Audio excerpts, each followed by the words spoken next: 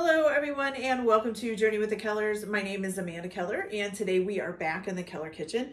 So today we are going to be making our 5th recipe for the 31 recipes of Halloween. This one is coming to you from Tim Burton's The Nightmare Before Christmas. This is the official cookbook and entertaining guide. Today's recipe is called Igor Cheesy Breadstick Bones. Ooh. Okay, so basically the first thing that you're gonna do is get some store-bought pizza. I just got the pizza dough, not pizza, I'm sorry.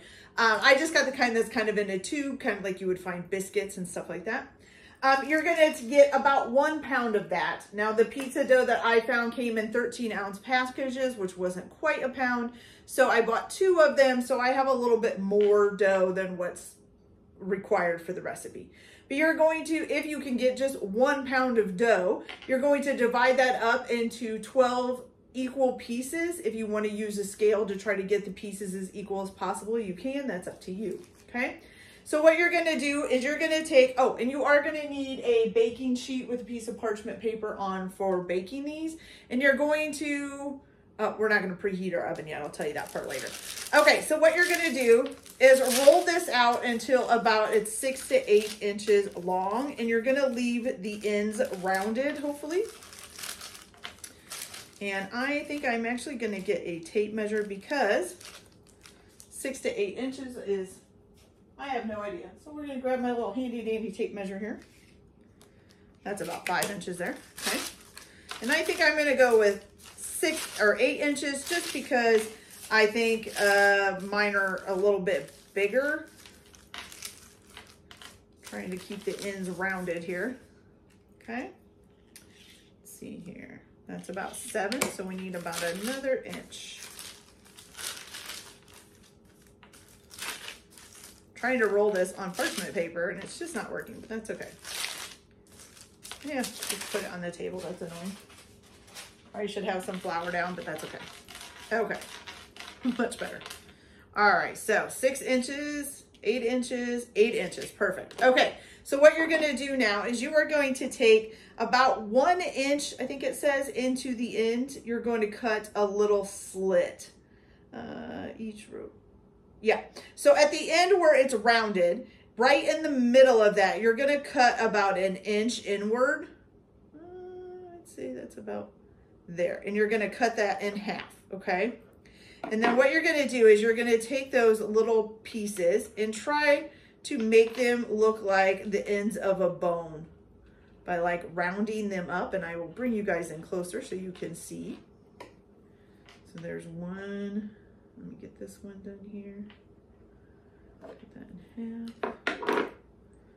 Okay.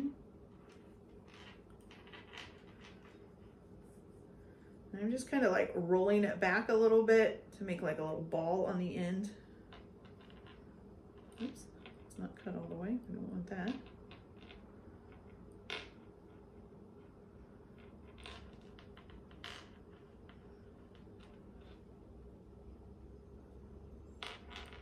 Okay, now I'll bring you guys in a little bit closer so you can see what I mean. Okay, so see how we just cut the end here in half a little bit and then kind of rolled those back to make them look like the ends of a bone, okay? So that is pretty simple.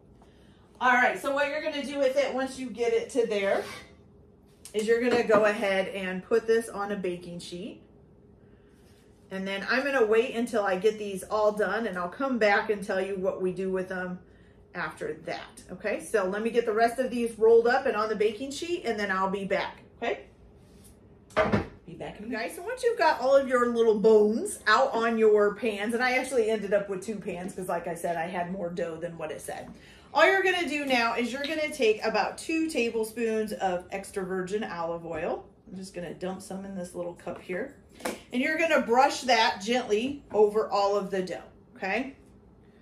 So boop. Just using a little, I don't know if these are pastry brushes or grill brushes. I'm not sure. I can't remember when I bought them, what they were for. I think they're pastry brushes, but I'm going to go ahead and put that all on there.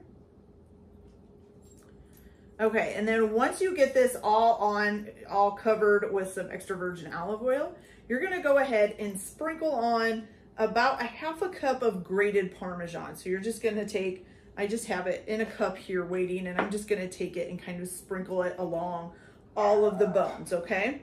Then once you get that done, you're gonna go ahead and cover these loosely with like a kitchen towel, a clean kitchen towel, or something like that. And you're gonna let them kind of sit for about 30 minutes, I think it says, yes. And you want them to rise a little bit and become puffy, okay? And you wanna probably set them in kind of a warmer part of the kitchen, okay? Now today we have our windows open and it is in the 70s, so the whole kitchen is slightly warm, okay? So about 15 minutes after you set these aside, you're gonna wanna preheat your oven to 425 degrees. And then once these have risen and the oven is up to 425 degrees, you're gonna go ahead and bake them for about 18 minutes. And then they should be golden brown. And then you're gonna let them cool slightly before you serve them, okay? All right, so I'm gonna go ahead and finish putting my extra virgin olive oil on here. Then I'm gonna sprinkle them with the half a cup of Parmesan cheese, and not a half a cup per bone, that would be a lot. Just sprinkle the whole half a cup through all the bones. And then we're gonna let them rise for about 30 minutes covered with a clean kitchen towel, and then bake them at 425 for about 18 minutes or until they're golden brown. Okay, so I will be back as soon as I get that all done. Okay, you guys, so our bones are all nice and finished. As you can see, they look really cute actually. So I will say some of them kind of split down the middle where like the dough hadn't been like quite gathered all together. So you might want to kind of like squish them into a ball or something first to make sure the dough is nice and tight before you roll them out. The other thing I can tell you is the Parmesan, as you were sprinkling on, it left all this extra Parmesan on the pan. You might want to like take the bones and put them in your hand over a bowl and sprinkle the Parmesan and get rid of any of the excess that might fall onto the pan, because that actually started burning way before the sticks were done, okay? So the other pan over there, like the bottoms have burnt Parmesan stuck to them because it was all on the bottom of the pan.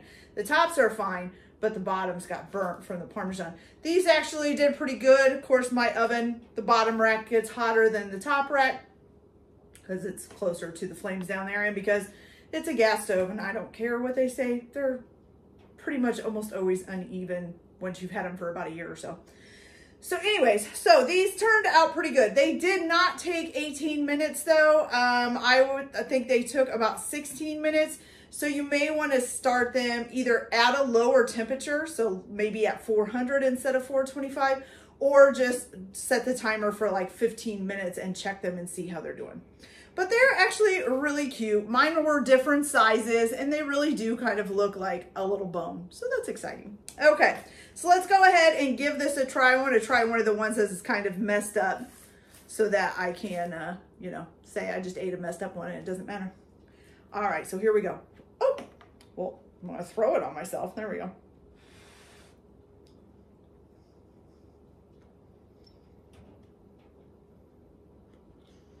Really good. Tastes just like a breadstick. All right. Now, I just need some pizza sauce or some salsa or something to dip it in. Maybe even some cheese. Ooh, melted cheese would be really good, you guys.